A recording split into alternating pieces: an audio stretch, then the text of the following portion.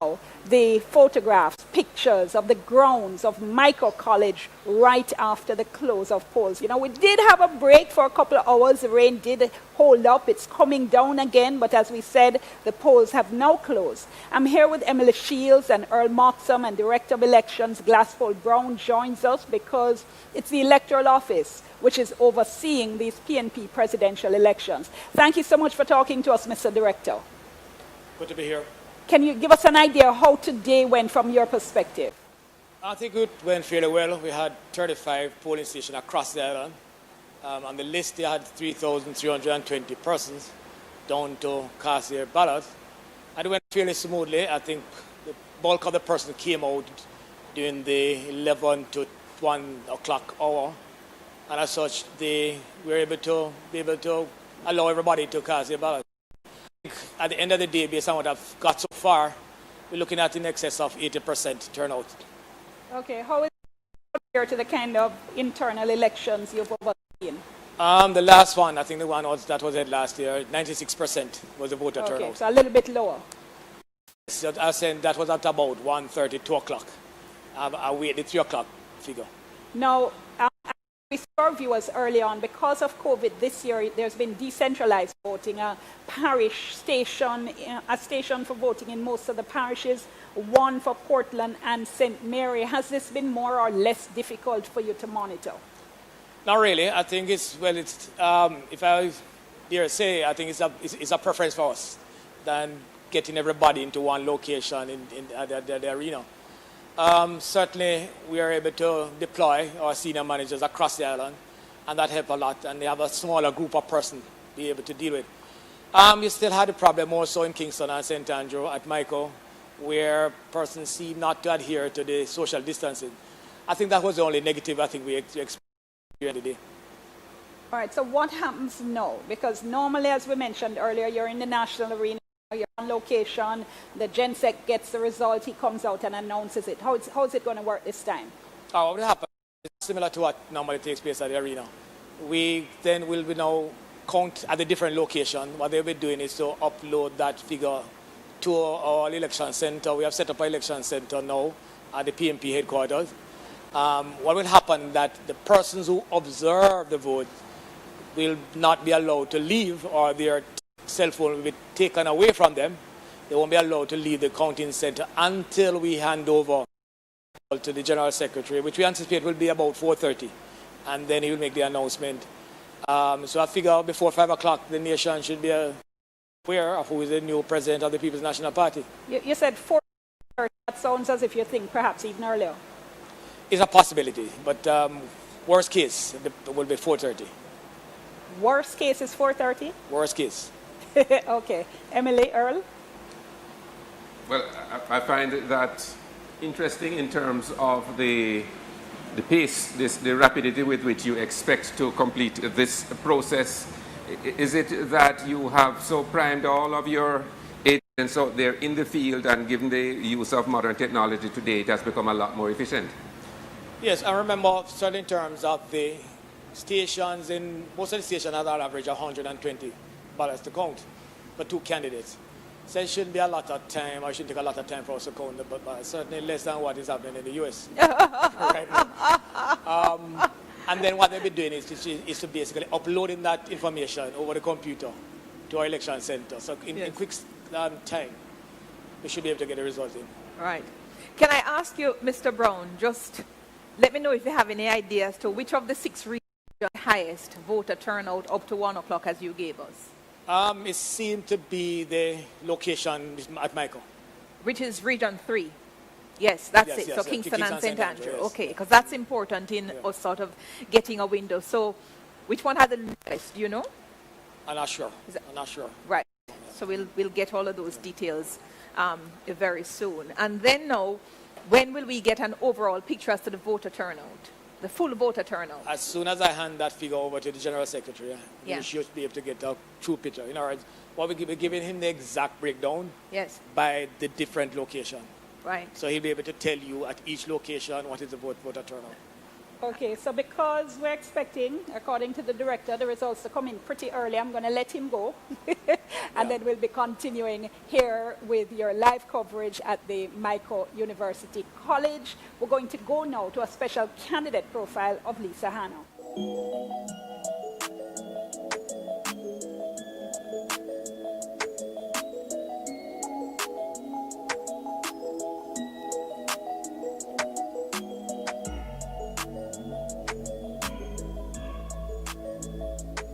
In your own words, describe yourself. I am a fun-loving, adventurous woman who loves music, especially dancehall. I play the bass guitar. I am the mother of one Alexander, who is 19. He's studying finance at university, and I'm a wife. And I love life. I want to live in Jamaica. I want to retire in Jamaica. So my passion is making sure that I build this country to the heights of its success, so that it becomes the leader in the world in things, and that our passport is revered, so that Jamaica people never stand up at any embassy to beg nobody no visa, that our passport is really there, and that our grassroots persons are moved from the grassroots to the middle class. I don't want to say poor people in Jamaica, and I don't like seeing people hungry. So that's what I do. Why should delegates elect you to be president of the People's National Party? Delegates should elect me for party president because I am fearless, I'm courageous, I'm the leader that has been through adversity and has risen above it. I can traverse rough waters. I have the political experience. I've been a member of parliament going into my 4th term. I was region chair for 8 years, consecutively elected, and managed not only my own constituency but 5 other constituencies. I've worked at all levels of the party, and so I come with a particular grit. I am a street leader. If you're going to scale the fence, I'm going to scale it with you.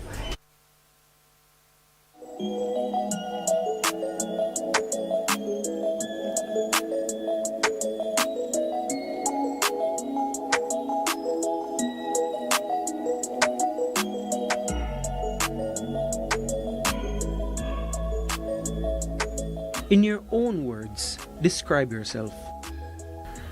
I am somebody who has, over the years, developed a reputation for competence, hard work, and integrity. I am a person who builds relationships and maintains good relationships with people. I'm a consensus builder, and I'm somebody who's respectful of others in how I approach my relationships with others. And I'm also somebody who I would say is empathetic and caring for the people of the country, especially those who are downtrodden and need help. Why should delegates elect you to be president of the National Party? Delegates should elect me as party president because I'm the best person at this time to bring the party together and unite the party. I also have a track record in the private sector and in government that I can help to strengthen the organization of the party and rebuild it from the base up. We need somebody with a reputation for integrity, somebody who is regarded as a competent person, strong on policy, strong on minister when I was in government, strong in parliament as a parliamentarian, and somebody who has a strong base in their constituency that will enable them to go to the lengths and breadths of Jamaica to drum up support for candidates for the People's National Party so that we can resume our mission as government. There has been much uniting the PNP. How will you do that? First of all, we have to deliberately choose unity, and that is my message to all members of the party. Plagued by internal issues around past contests for leadership, those need to be put to bed once and for all because they're not helping the party. The party needs to come together as one family with a common purpose. I'll be reaching out to Lisa and her team, and we will be coming together to discuss how we can show that we are a united force, and all my messaging to the party at the NEC and elsewhere will be unity, not just in word, but in action. And we will also need to have a code of conduct, which has already been drafted, but needs to be formalized as an instrument of the party, which will encourage persons to behave in a way that is conducive to cohesion and unity. And there should be sanctions for non-compliance, proportionate sanctions, because we need an era, I think, of great discipline around those issues. We need to stop washing our dirty clothes in public. These are important factors because our opponent is doing it and we look bad in the public eye when we do it. So we have to develop a culture of greater discipline around how we communicate with the public at large. If you win, what's your immediate plan of action come November 8? When I win today, the first step is to reach out to Lisa and have a discussion about how we can build the party together. I'm very much looking forward to working with her and her team.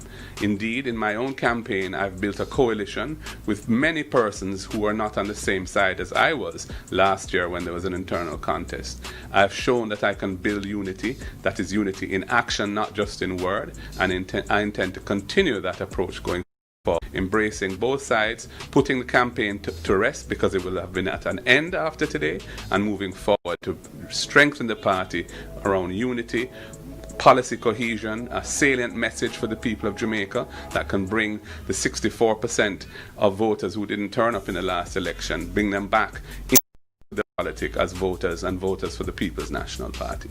What will you bring to the table to make the PNP form the next government? First order of business is to establish a united party.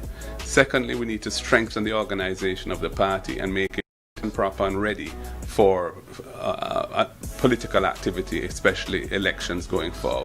And I have some ideas which I've been speaking to delegates about during this campaign as to how we want to do that. Thirdly, we need to strengthen the financial base of the party, and that is something I want to assist the Treasurer and the Finance Committee doing. And perhaps most importantly, we need to really resolve a message, a philosophical that is relevant to today but is consistent with our past as a progressive movement, and develop a set of policies and programs that deal with the real issues challenging and facing the Jamaican people, so that they will see that the PNP is answering the issues that they have in their lives and can take the country forward. And when we package that and communicate it effectively, we are going to resume government, because the People's National Party is the better choice.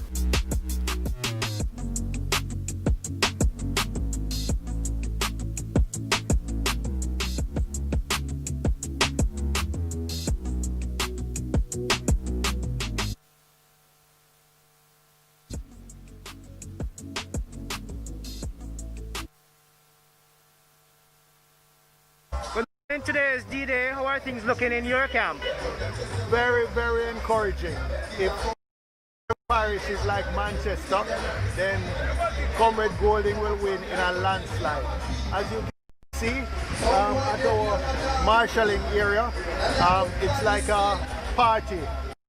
People, festive mood.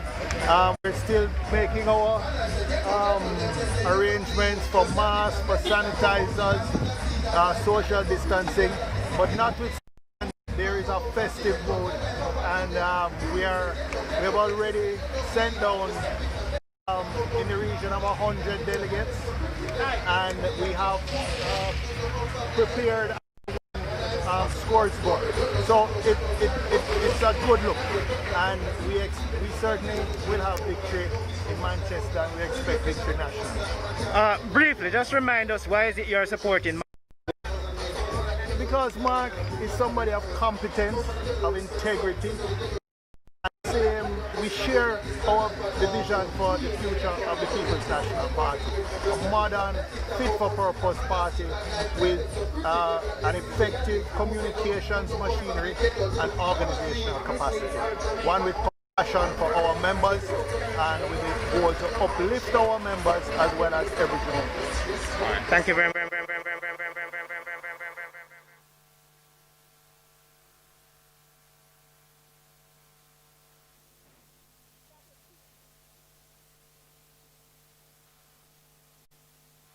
We're joined by Philip Paulwell, one of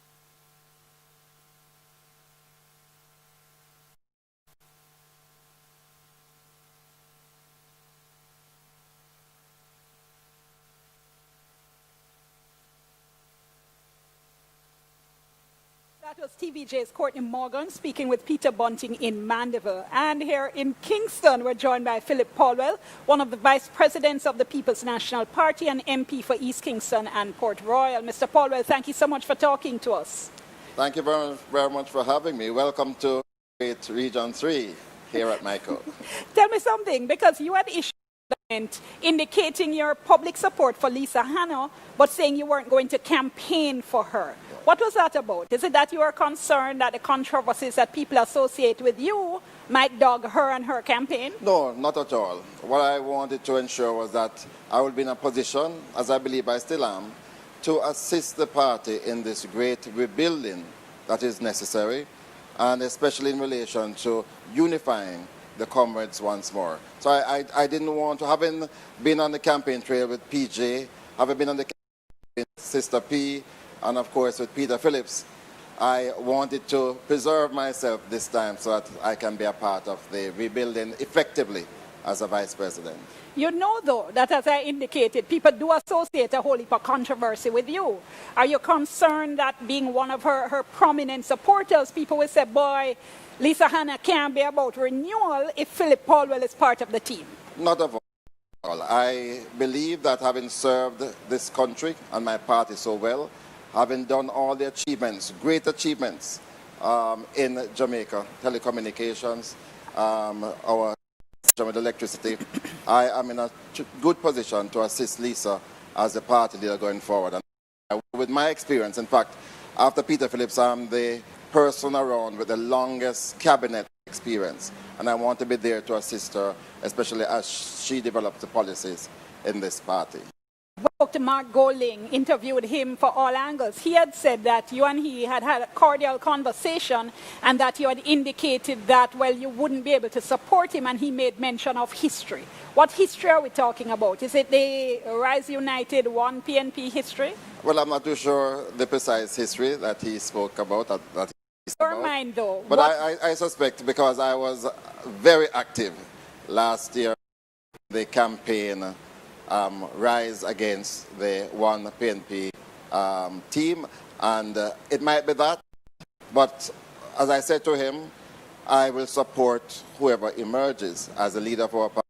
I will work. I have been a loyal member of the party, loyal to my leaders, whoever the particular leader is, and I intend to do so with Mark. If he becomes leader, I anticipate that Lisa will win today, though. All right, just before I let you go, though, as I mentioned, Region 3, you formerly were chairman for Region 3. Your constituency in that region has about a third of the delegates eligible to vote. And there's always been this discussion as to the extent to which MPs carry their delegates or influence their delegates in relation to who they endorse. What's your assessment of the extent to which delegates in your constituency and this region, in fact, are going to be going with your choice? I think that Lisa is extremely popular. With or without MP support or council support, Lisa has attracted the majority of our delegates in Region 3. And even before my own endorsement, my people in East Kingston were quite clear. They are firmly behind her.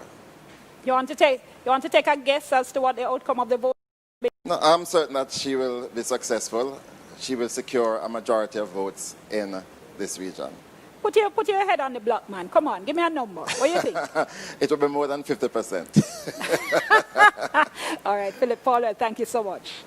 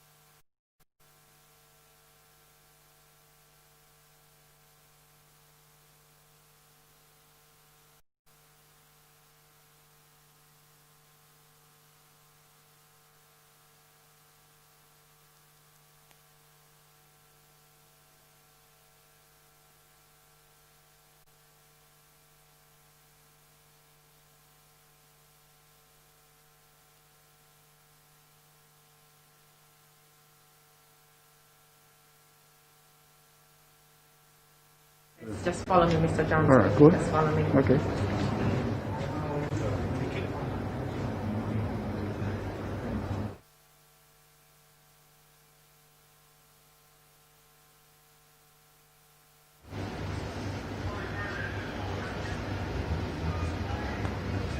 He wants you to look into the phone. On the side. Come here. Come here.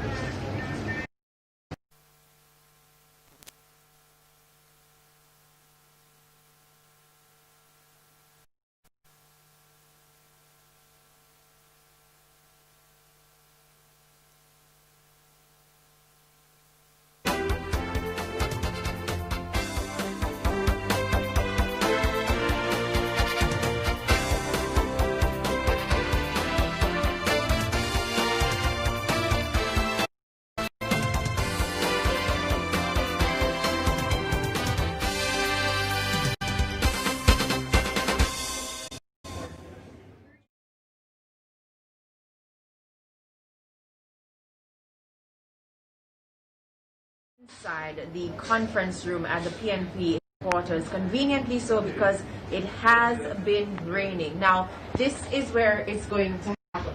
The big announcement.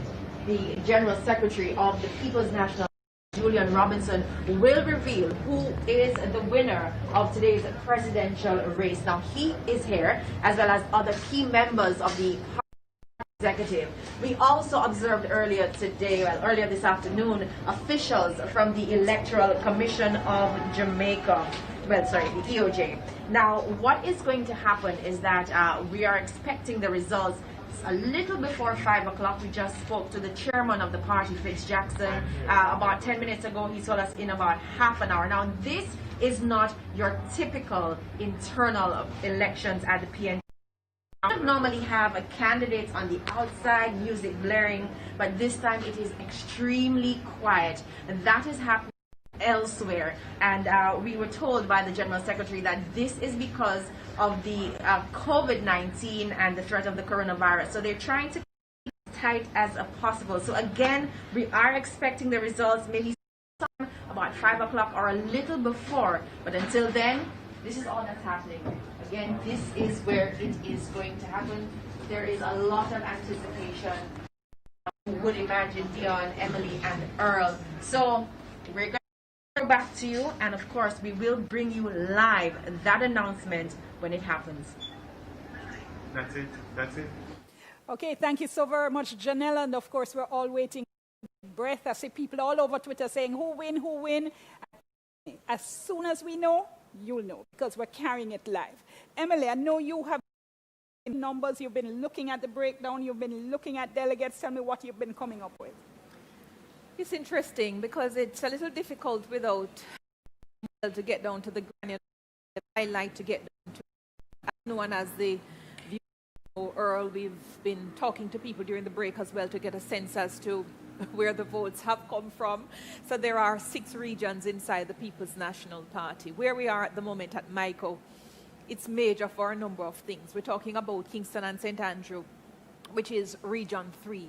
Very, very powerful. There are 15 constituencies in Region 3, and it has 1,034 delegates in this election. Crucially, we heard Philip Paulwell in the interview you did with him, Dion. He came out earlier, he threw his support behind Lisa Hanna, but he wasn't going to campaign for her, but yet still he put out a nudge to the delegates to vote for her Region 3 delegates. But Region 3 split among caretakers, among councillors, and among sitting MPs. So you have Dr. Angela Brown-Burke, who is in Southeast St. Andrew. Very important constituency. Southwest, I beg your pardon, that's right. Former constituency for the Honorable Portia Simpson-Miller. You have Ronnie Thwaites as well in this region, former MP, but now out of it, and he has come forward for Mark Golding. You have Mark Golding in this particular region, and you have some councillors, such as Eugene Kelly, who has come out from Mark Golding. Anthony Hilton as well from Anthony Hilton in Western St. Andrew has also. So you have Imani Duncan Price as well, who I've seen with Hanna, bring back the love. And interestingly, yes, you mentioned Ronnie Thwaites, but Duncan Price has succeeded him in Central Kingston as a party standard bearer. Right, she has. And then interestingly, the Duncan Price situation, her sister in Southwest Clarendon has been the spokesperson. So even within the Duncan family, you have people choosing different sides, which is a huge democracy. So based on what we're seeing for Region 3, which is one of the reasons I asked the Director of Elections, what's the voter turnout in this region? Because it is the highest number of delegates. It was up to 80% at 1 o'clock. Maybe about 85, could be more at the close of the polls. And based on the split in that region, based on my soundings with people, there are some who believe that Bring Back the Love Hanna could probably take between 33 and 40% of the delegates in Region 3. That means Mark Golding would take between 66 and 70% of the delegates. That's what people are saying. We don't actually know who will vote because their level of independence. Now, since 2006, when the bulk of the parliamentarians, the bulk of the cabinet ministers supported Dr. Peter Phillips when she went up against Portia, and the delegates decided, no, I'm going to think for myself. But that's Region 3, which is crucial. What were you hearing about Region 3, Earl? While I'm not going to quote the specific statistics, there seems to be a bullishness on the side of those persons supporting Mark Golding as well. Mm-hmm. And if you look at Region 3, as you said, in terms of its significance, the size and significance, then any candidate that does significantly above 50% yes, would be in a good position. But we will soon hear the actual figures, and then we will know. So you have 3,315, 50% of that. If all of them were to turn up and vote, then the magic number in terms of 50% is 1,657.5. Right, but the director said it's actually 3,320 that was on the list, so you don't have to break somebody in half. Right. That's actually going to be a full number, yeah? Okay, hold on. We understand an announcement is now being made. I'm going to be throwing to Janella now at PNP headquarters.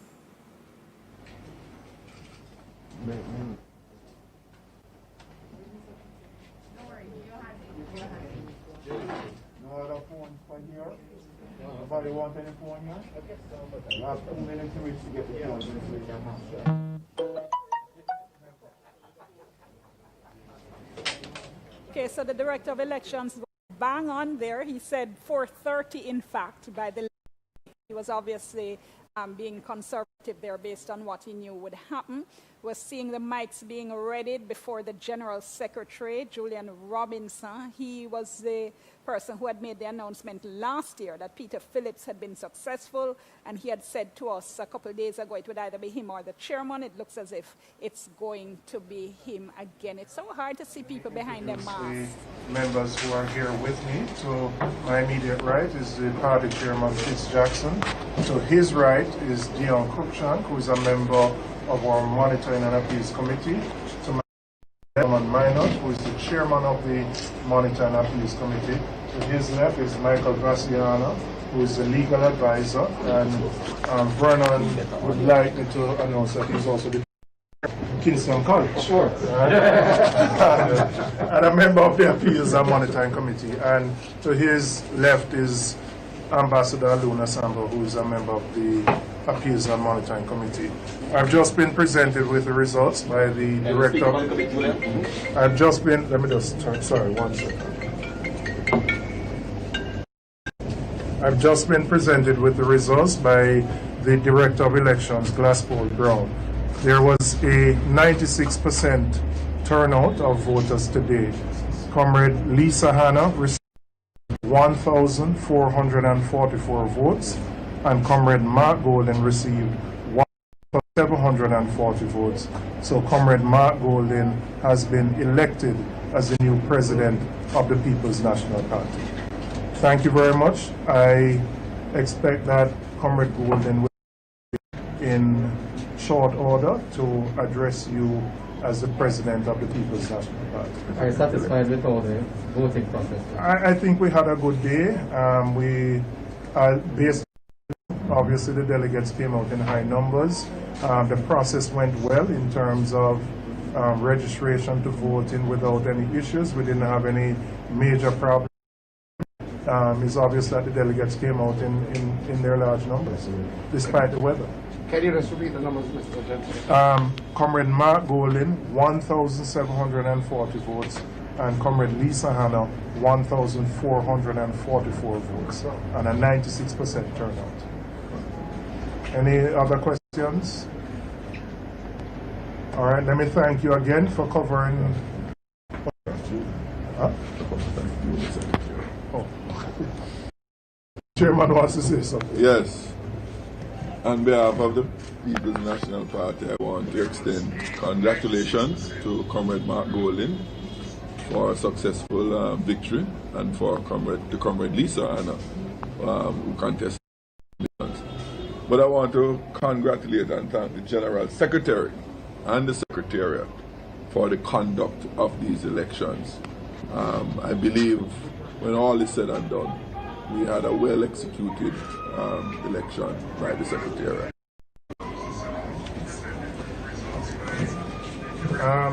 As I said to you, I expect Comrade Golden to be here maybe in another 15 to 20 minutes, so you may just want to await. Thank you again for covering the event, and thank you for your usual cooperation. Thank you. If you can just stand by. Stand by.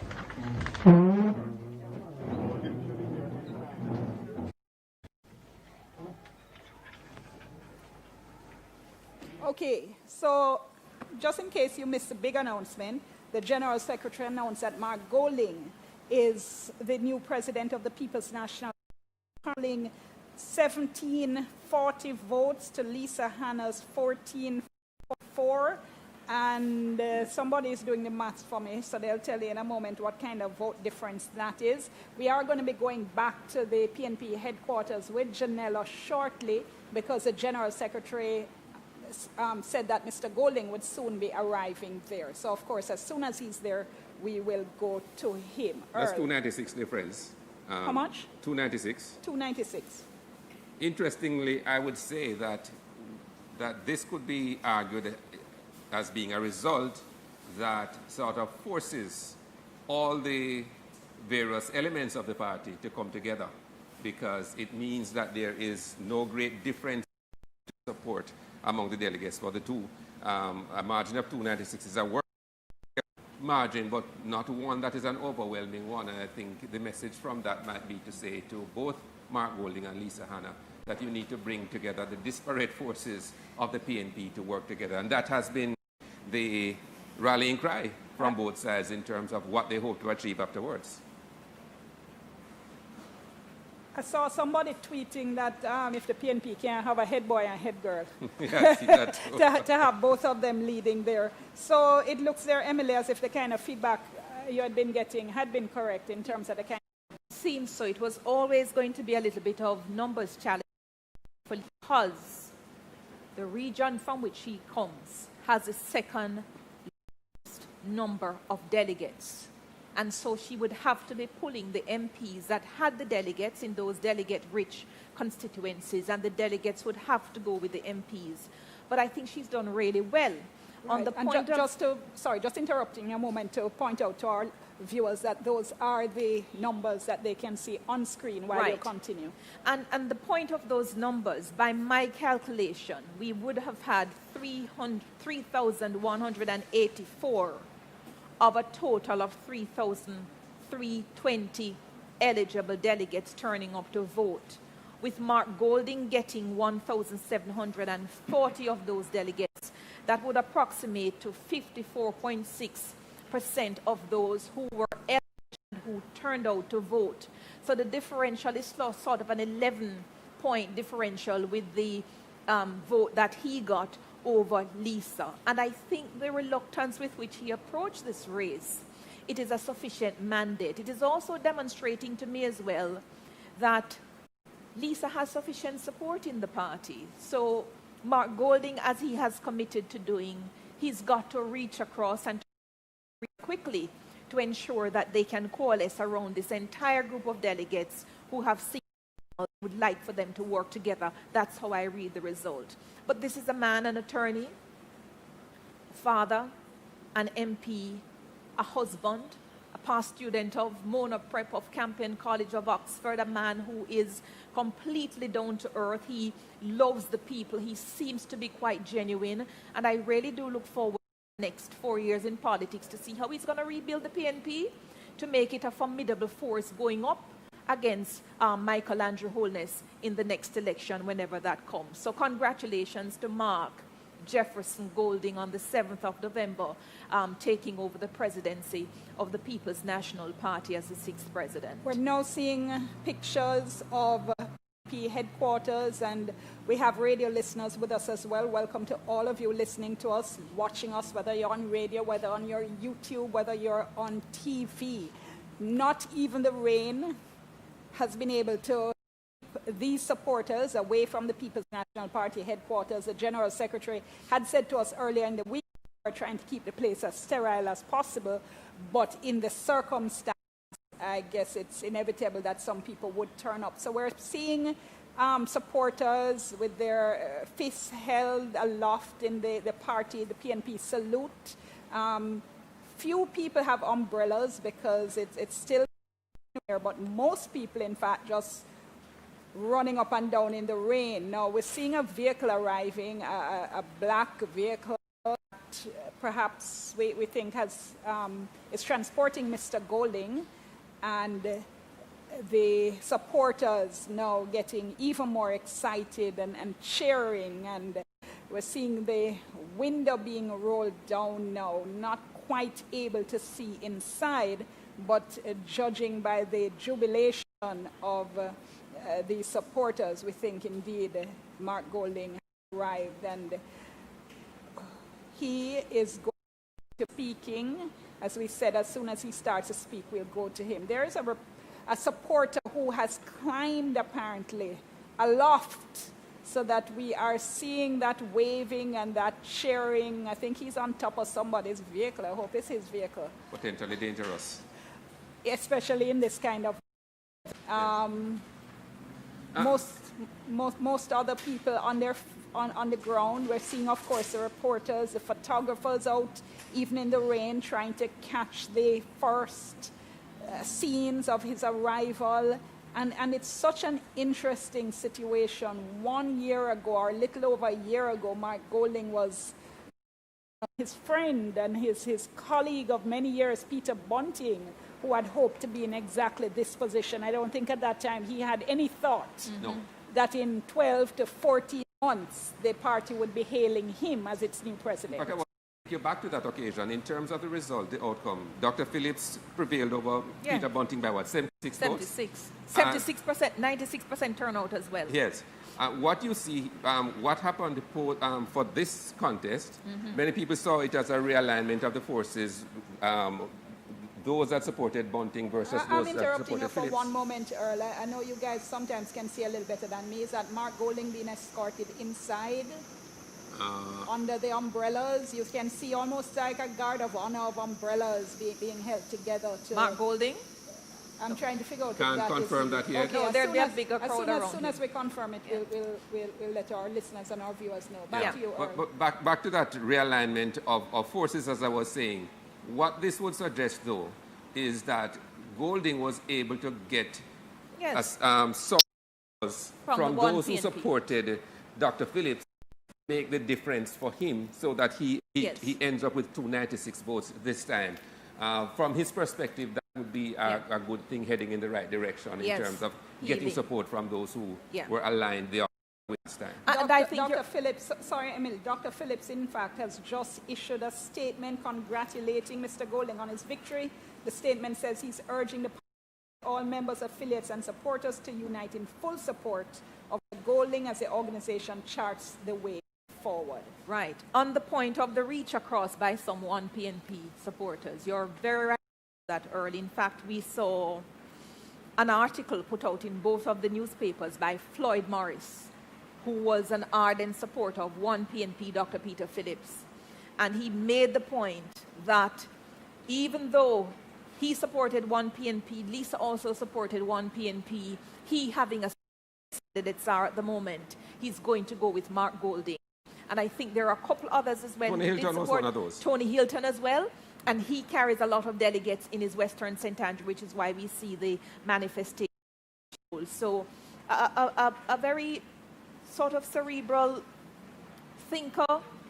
Mark Golding is somebody who has a lot of work to do, but he would be starting on a good platform of reach across the other side to get people to build a team. A little earlier in one of when I was, roaming the grounds, I actually came upon Dr. Omar Davies, who had come to vote. And, of course, Dr. Davies had held the constituency before South Mr. Golding and had been instrumental, in fact, in bringing him into the politics and into representation of that particular seat. Yes, and he has endorsed.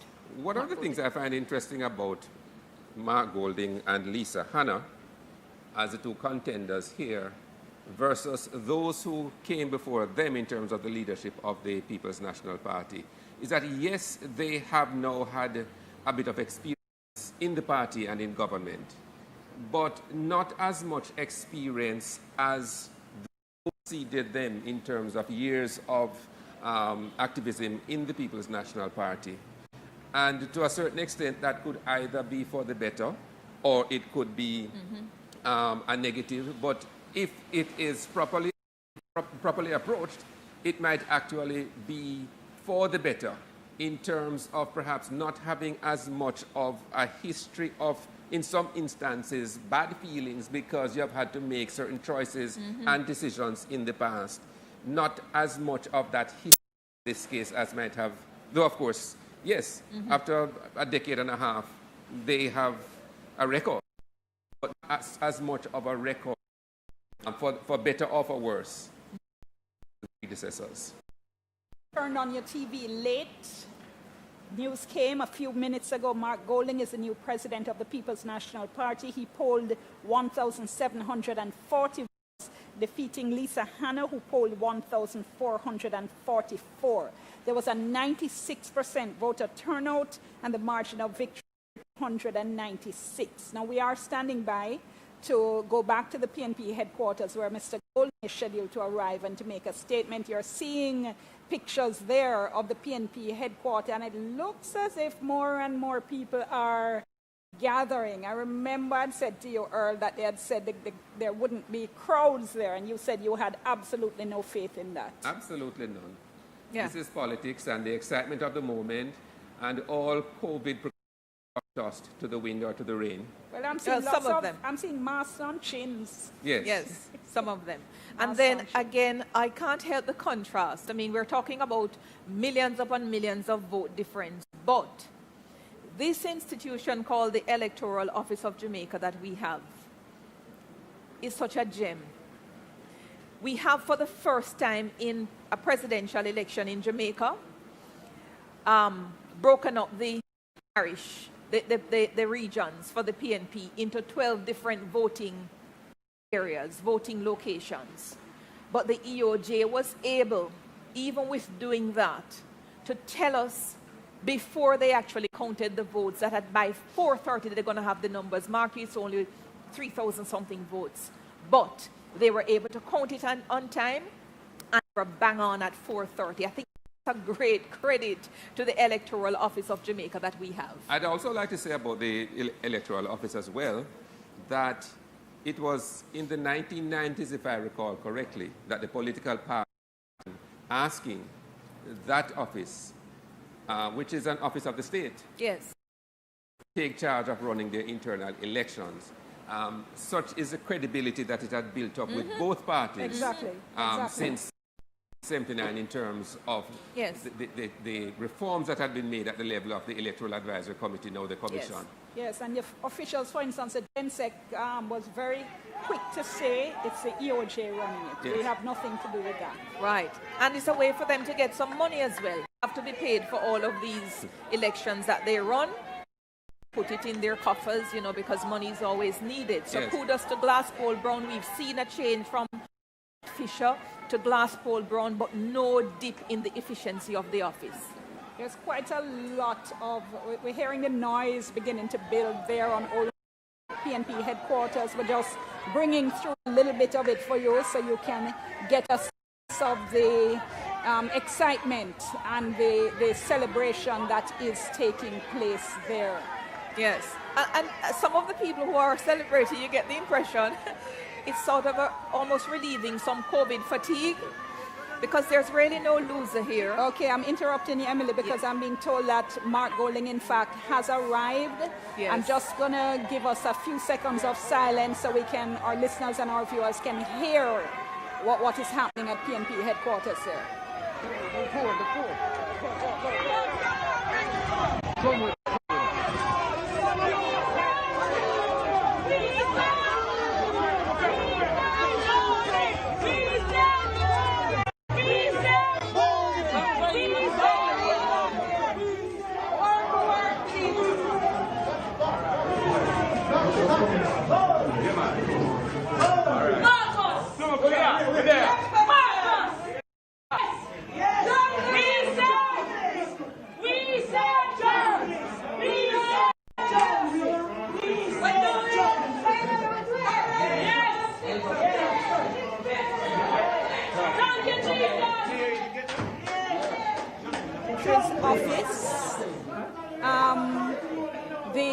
We expect that when he speaks with the media, that will more than likely be in the conference room, which is where they have their press conferences, and we see them trying to restore some amount of calm and get some of the people out of the office, because of course they're still conscious, would still be conscious of concerns about COVID protocols. No such protocols on display outside the building, however.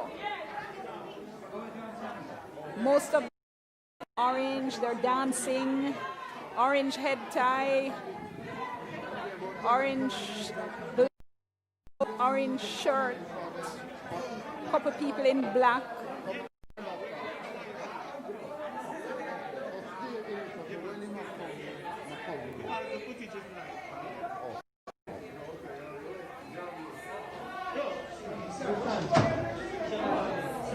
Wherever the action is.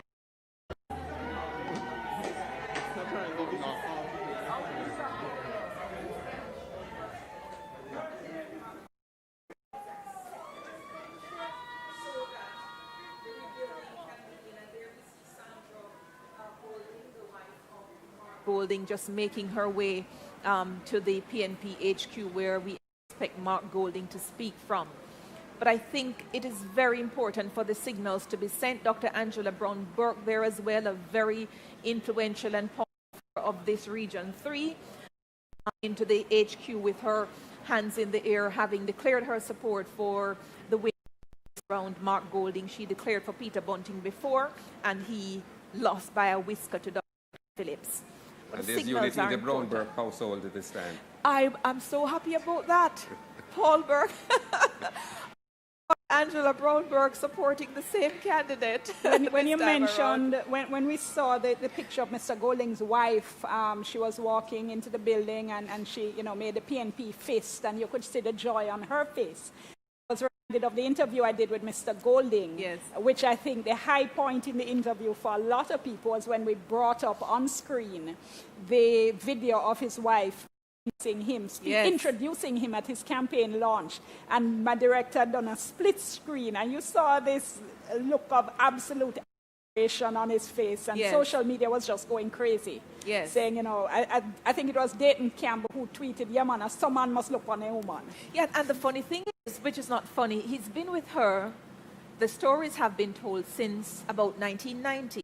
They got married about 1995. They have 3 lovely children together.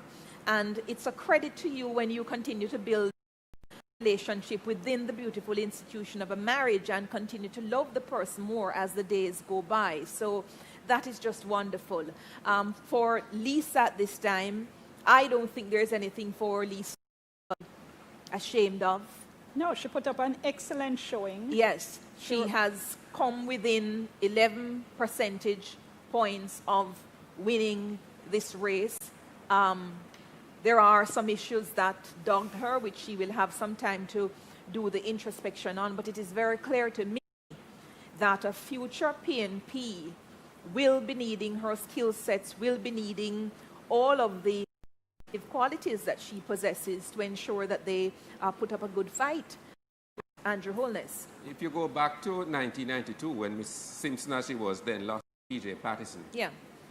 After that contest and after that loss, after she was able to reconcile herself with the loss, and it was a significant loss for her, she then became one of Mr. Patterson's strongest allies.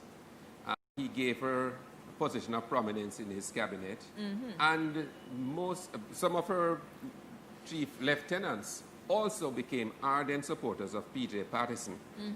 And I think she benefited, and the People's National Party benefited significantly from that. And the PNP at this point is at a very interesting juncture, where they're really in the very early stages of a new parliamentary term. Yes. It provides them the opportunity to build the organization, also to show their mettle in Parliament, being a strong and robust opposition. It has never been the case that after a major loss, that a party in opposition does as badly the next time round. So they should be mobilizing to put themselves in as good a position to show the benefit of that unity at the organizational level and in terms of their strength in the legislature, so that they can be seen in as good a light as possible by the Jamaican people. Let me pick up on that very crucial point. I have said post September 3, 2020, had I been the president of the PNP as Dr. Phillips was up to today, there's no way I would have the Senate without putting Peter Bunting in the Senate. Never mind what the convention was. Peter Bunting, in my view, in the last 5 years or more, has been one of perhaps 3 parliamentarians who would be part of the A team. Knowledge of the Senate, preparation for committee meetings, deep perusal of bills, and critiquing of the performance of the government. That Mark has won now. There is an empty slot. And I don't think I need to suggest to Mark Golding to fill that empty slot in the Senate. I don't think it's going to appear nepotistic because he's such a close friend. No, it will. It will inevitably will, because one of the issues that Golding has had to deal with throughout his campaign is the action or the allegation that he's a proxy for Bunting. And if his very first official act, Emily, is to name Peter Bunting as a senator, I'm not saying he will be great. I'm not saying it may not be well deserved, but I'm saying if that is his very first act, of course it's going to be seen as an act of nepotism. It probably will give that impression. So the question is, objectively, when you look at the pool that is out there, who could match up to a Bunting with the knowledge of the Senate, the need to bring balance to the Senate, the need to be as Bunting was in the lower house? I cannot find one person who would bring to the Senate what I believe Peter Bunting would bring. All right. Just want to let our viewers and listeners know that the new president of the PNP, Mark Golding, is about to speak. Has entered the conference room at the PNP. He's now about to take his seat, and we have to go to a break. We'll be back, but we will be carrying the full speech for you as soon as we get back.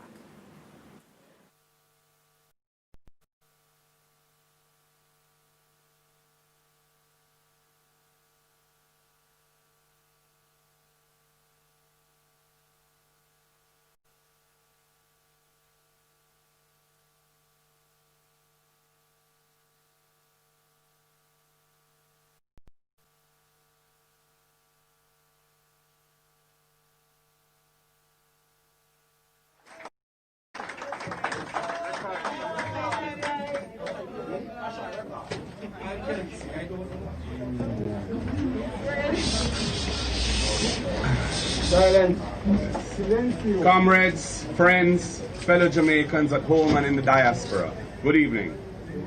It is with a deep sense of humility and gratitude that I stand here this evening, duly elected the 6th president of the great movement, the People's National Party.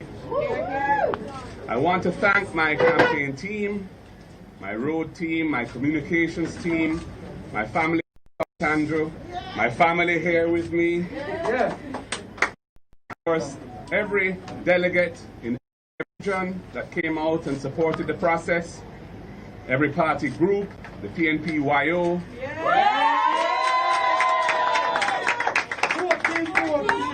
the Patriots, the Women's Movement, and the National Workers Union. All who came out in the rain and during a pandemic to make their mark.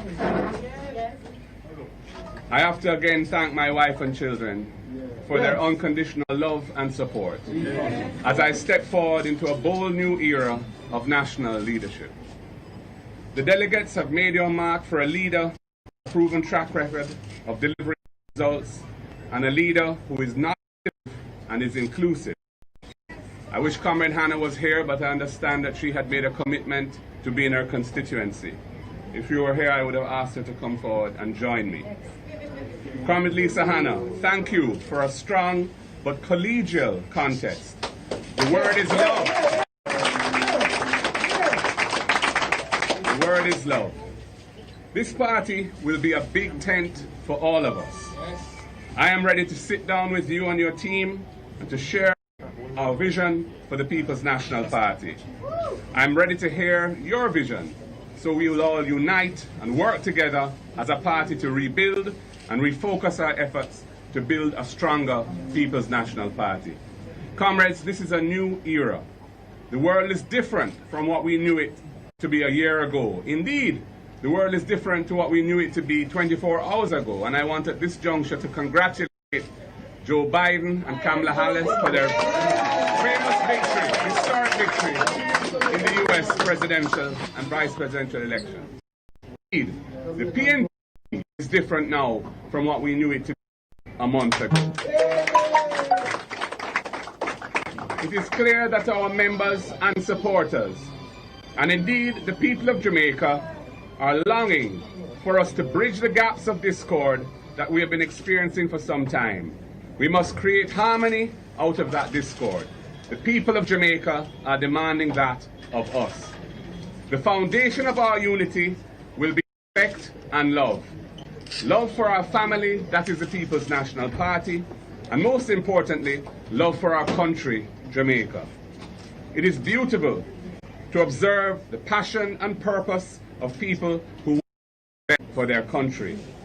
During this time, I have had the opportunity to meet mothers who to meet ends meet, fathers who are sure that their families are fed, workers who go beyond the call of duty to serve. I have witnessed the determination of our youth, and I have experienced the loyalty of friends, family and colleagues dedicated to restoring this party to the ideals on which it was formed. I talk about rebuilding our party so that we are once again in the confidence of the Jamaican people and ready to assume responsibility for governing Jamaica. I understand in the principles and practices of the PNP, and I am committed to the struggle for social justice and the creation of a society with equal access to opportunity for all Jamaicans. I respect the foundation on which we stand, built by our founding fathers and mothers and by the great leaders after them. I value the creative energy and fresh ideas of our youth. I believe in a combination of old and new and in between, and that is what we need for a stronger future. Comrades and friends, this is our victory. It is a victory for the People's National Party. I come from a place of genuine love for people and a desire to do all I can to ensure that all Jamaicans have a fair chance to achieve their full potential. Jamaica deserves an honest, hard-working and committed leader who will lead with integrity and justice. The people of this country need a strong and united People's National Party that truly cares for all Jamaicans, no matter what you look like, where you worship, how you vote. And today, you have chosen a leader who, along with our leadership team, will make it happen. This is a new dawn of leadership, a new way of operating and communicating. Comrades, mark my words. Our task will not be easy, and yes, the road will be dreary and the barriers strong as our party success. At the same time, Jamaica is also facing unprecedented challenges and untold hardships, and the government is already struggling under the weight of the challenges. It is clear that the Jamaican people will soon be looking at us to lead the country out of this crisis. Our immediate task is to get our party fit and ready for the Jamaican people. Working together, steadfast in spirit, I know that we will make it happen, and the people of Jamaica will once again turn to the People's National Party to take our country forward. But tonight, comrades and friends, we will celebrate and we will reflect, because the work begins tomorrow. Please respect the protocols of public health and get home safe this evening. God bless you all. God bless the People's National Party, and God bless Jamaica, land we love.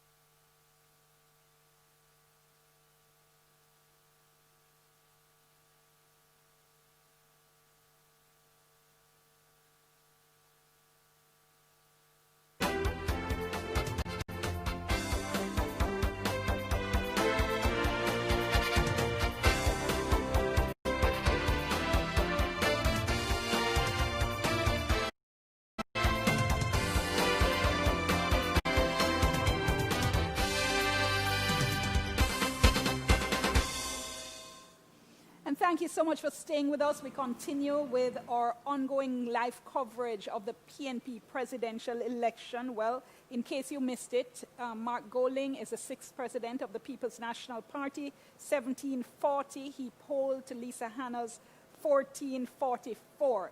He just finished speaking a few minutes ago at the party headquarters at Old Hope Road. Let's go to that.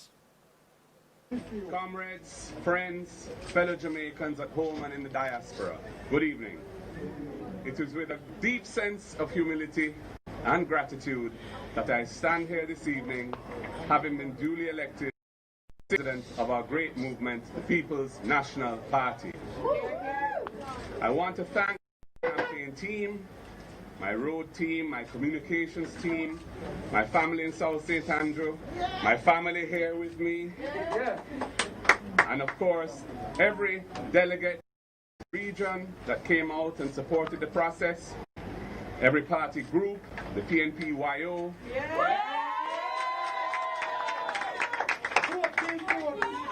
the Patriots, the Women's Movement, and the National Workers Union. All who came out in the rain and during a pandemic to make their mark. I have to again thank my wife and children for their unconditional love and support as I step forward into a bold new era of national leadership. The delegates have made your mark for a leader who has a proven track record of delivering results and a leader who is not divisive and is inclusive. I wish Comrade Hanna was here, but I understand that she made a commitment to be in her constituency. If you were here, I would have asked her to come forward and join me. Comrade Lisa Hanna, thank you for a strong but collegial contest. The word is love. The word is love. This party will be a big tent for all of us. I am ready to sit down with you and your team and to share our vision for the People's National Party. I'm ready to our vision, so we will all unite and work together as a party to rebuild, refocus our efforts to build a stronger people's. Comrades, this is a new era. The world is different from what we knew it to be a year ago. Indeed, the world is different to what we knew it to be 24 hours ago, and I want at this juncture to congratulate Joe Biden and Kamala Harris for their famous victory in the U.S. presidential and vice presidential elections. Indeed, the PNP is different now from what we knew it to be a month ago. It is clear that our members and supporters, and indeed the people of Jamaica, are looking for us to bridge the gaps of discord that we have been experiencing for some time. We must create harmony out of that discord. The people of Jamaica are demanding that of us. The foundation of our unity will be respect and love. Love for our family, that is the People's National Party, and most importantly, love for our country, Jamaica. It is beautiful to observe the passion and purpose of people who want the best for their country. During this campaign, I have had the opportunity to meet mothers who are doing all they meet ends meet. Fathers who work hard to ensure that their families are fed. Workers who go beyond the call of duty to serve. I have witnessed the determination of our youth, and I have experienced the loyalty of friends and colleagues dedicated to restoring this party to the ideals on which it was formed. I too am passionate about rebuilding our party so that we are once again of the Jamaican people and ready to assume responsibility for governing Jamaica.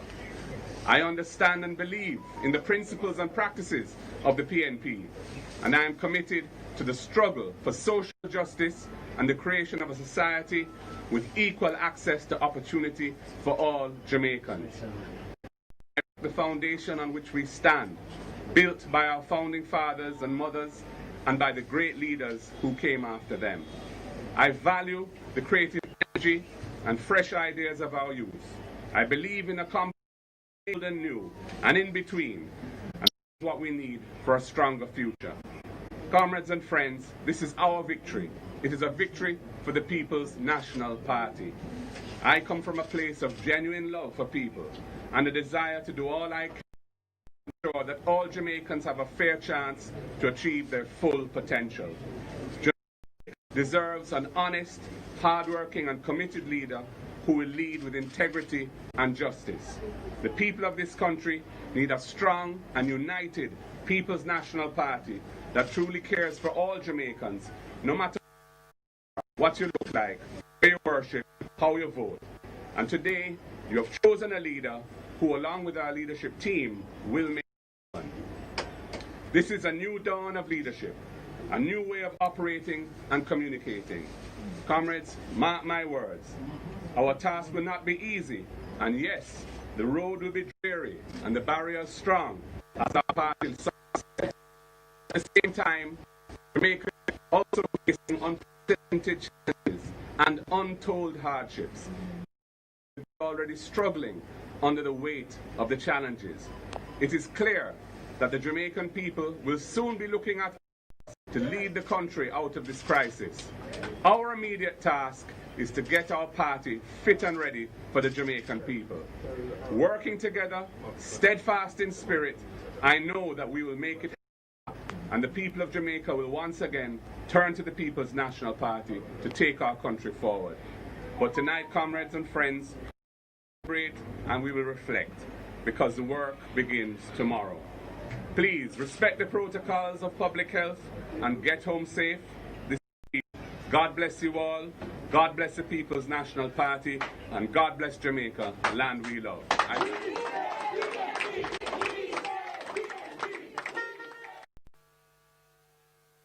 Mark Golding, the new president, the sixth president of the People's National Party, there speaking at the People's National Party headquarters on Old Hope Road a short while ago. So, what did you think of the tone he struck, Earl? I thought he struck the tone in terms of not being triumphalist in victory, reaching out immediately to Lisa Hanna, commending her for the race that she had run. In fact, he needed that contest. He needed validation through having a stern test. And the margin of victory that he has gained is not one that is overwhelming, but one that is sufficient to reinforce the fact that he is indeed the president of the new president of the People's National Party. So I thought that it struck the right tone, and it immediately set the sort of template for how he expects to go forward in terms of rebuilding the organization. Looking on at the PNP and the JLP for a few years, will have recognized that the JLP has become far more adept, for example, at its communication strategy, at the use of social media, at the use of modern technology, and perhaps even some of the more basic things of how you run an organization from one day to the next, keeping it out of debt as well. Yeah. So I believe that he has set the right tone. Let's see what happens from here going forward in the next few days. In one of the features we carried earlier, Emily, he referred to himself as a consensus builder. Yeah. And certainly you could hear in the words he was speaking there what would sound like consensus building. So early in the speech, saying if Ms. Hanna were, he asked her to come up. I want to hear with you, sit with you, I want to hear from you. Speaking, in fact, directly to her. I think that was a beautiful moment in the speech, one that I actually highlighted here, because you don't get a second time to make a first impression after the victory. And this olive branch, frankly, I really wish Miss Hanna was there. I don't know why, something wasn't arranged for them to be sharing the stage together. But the fact that she wasn't there, the second best thing that could happen is exactly what Mark Golding did. By the way, I really love that Kangol. Is it a Kangol he was wearing, that hat? I love it. I think it looked good on him. Is a Kangol, Earl? Well, look like a Kangol? I won't pronounce on that, except to say, to a certain extent, it's a throwback to the look of the 1970s, and he has actually adopted some of the language of the 1970s in terms of the word is love, for example. Right, because that's Michael Manley. And the funny thing is, the love, it's a Kangol, no? Look, you know something? I'm not a millinery expert. Whatever it is, this is what is happening in my head. So we've had Holness who's come with a cloth. Okay, I'm hearing, yes, you're right. It's a Kangol. Yes, I'm being told you're I right. can know Kangol from a million miles. So Andrew came with us, and he's coming with a Kangol, and it looks good on him, and it may very well become something that's separating the PNP from the JLP when they want a little bit of a sort of theatrics to bring into the party. But back to the tone, I thought it was brilliant. The guy is so present. He's so present, he missed the historic moment of today, which is the winning of Joe Biden and Kamala, how he has weaved it into his speech. And he has not forgot that we are in the middle of a pandemic. So his last word to his delegates and all of those on the outside, the protocol, because he knew when they were coming in, they were exuberant and hugging him.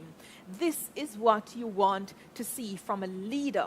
And I think the choice that the delegates have made, it is a well-placed choice, and it's good for the country. Let me ask you both, though, because one of the arguments that had been made by the supporters of Lisa Hanna was that Lisa Hanna can beat Andrew Holness. I'm already seeing some people on Twitter and reacting to Mark Golding's way and saying, all right, we're dead now, we can't beat Andrew.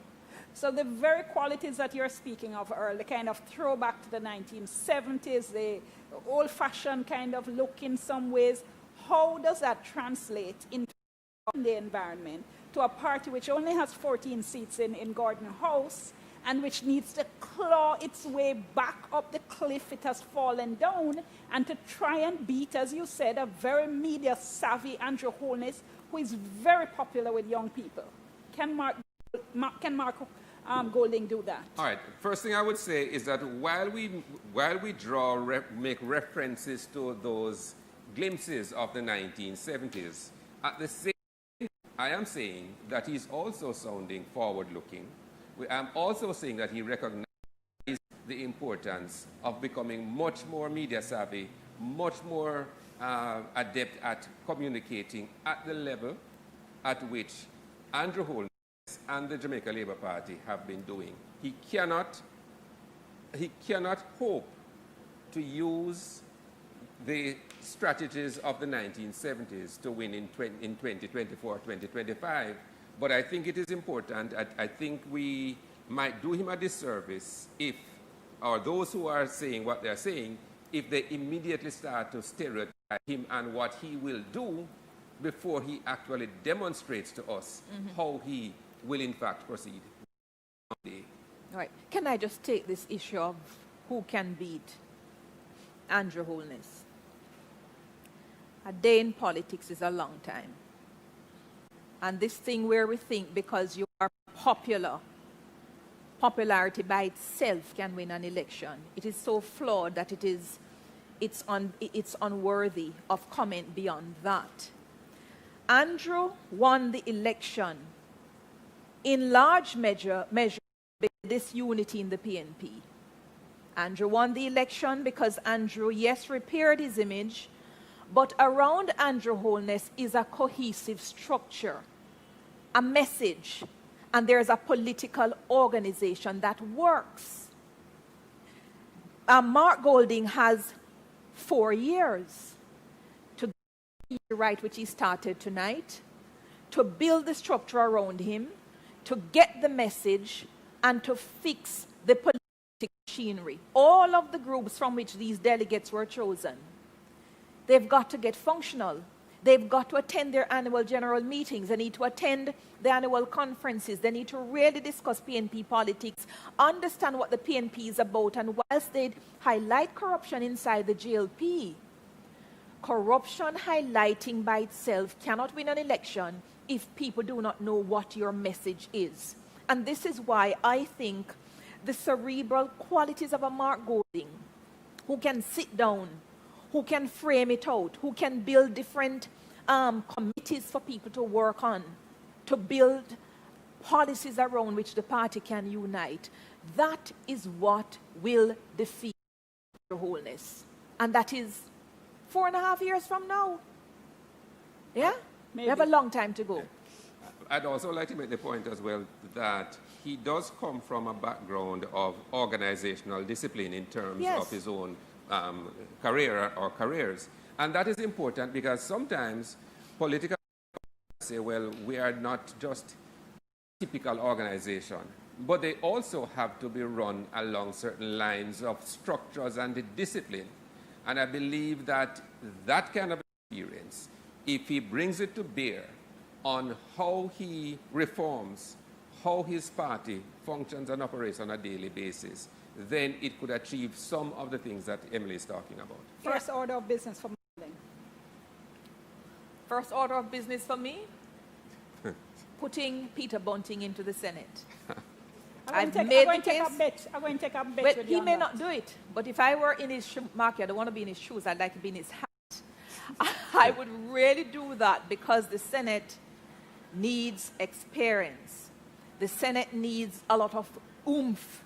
And the person who had it would be, and because there are so many people, one PNP who have reached over, he needs to make them understand the value of Mr. Bunting, know that Mr. Bunting can never be president of the PNP, so nobody has any need to be afraid of him.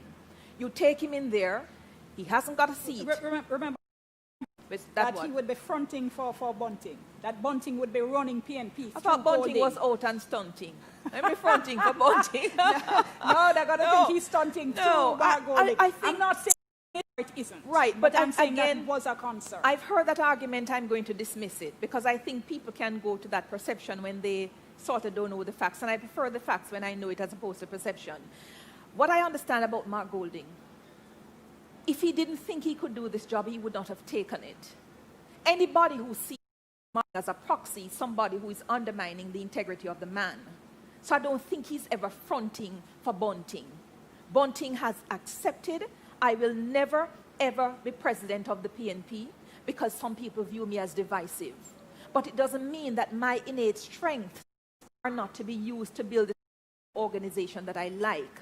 One of his strengths is parliamentary organization.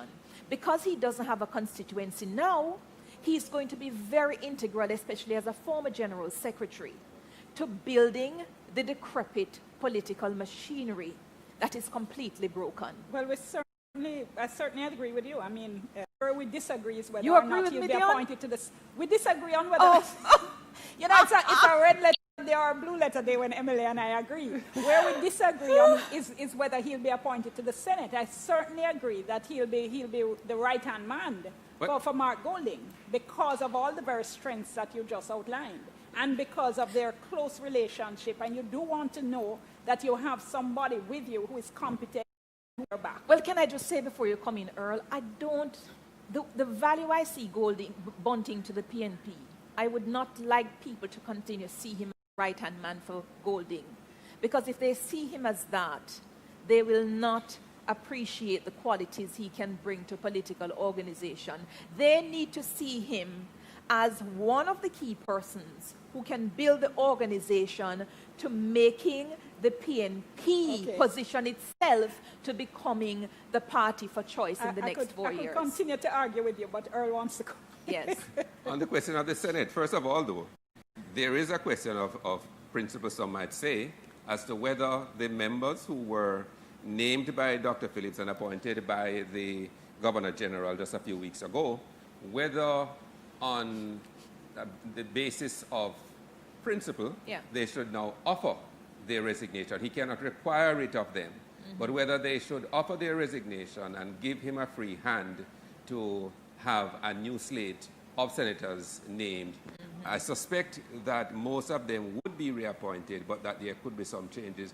Doing that could leave some bruised feelings, but it would also give him the opportunity to perhaps make some early decisions on who he thinks are best to take the opposition forward in that house of the legislature, the Senate.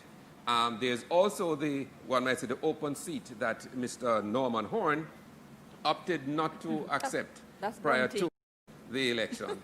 And that's one Emily's feeling. Yeah, I know, but one would suspect that there would be some discussion with Norman Horn on the matter as well. I mean, he's not obliged so to do, but if you don't want to be divisive at this stage in the party, then I don't think it's something you're going to approach with a sledgehammer sort of approach to the matter. I think it's going to require some amount of dialogue. At the same time, Golding is not afraid of his shadow where it comes to making certain decisions. No. If he thinks that person X is the right person for the job, then he is, I suspect, going to make that decision, and he must be able to stand on that decision and explain why it is I made this particular decision. Yeah, we're just about out of time, but of course, one certainly will have a free hand in shaping his shadow cabinet. And we're going to be listening with great interest to hear exactly who is placed where. And that's important again, because your shadow, some of the members will have to come from, well, the government side comes from the Senate. Yeah? The government side comes from the Senate, yeah? If you're for the cabinet. So for the lower house, the cabinet comes from the members of parliament plus the Senate. And for the opposition, sometimes you would like to have at your disposal a couple members of the Senate becoming part of your shadow. So one has to examine as well, who do we have there who could be part of the shadow cabinet, especially in a very fertile legislative year, when a piece of bill such as the NIDS bill is going to be resurfacing. Yes, very critical. Yeah? I'm going to stop you there, Emily, because we're just about out of time.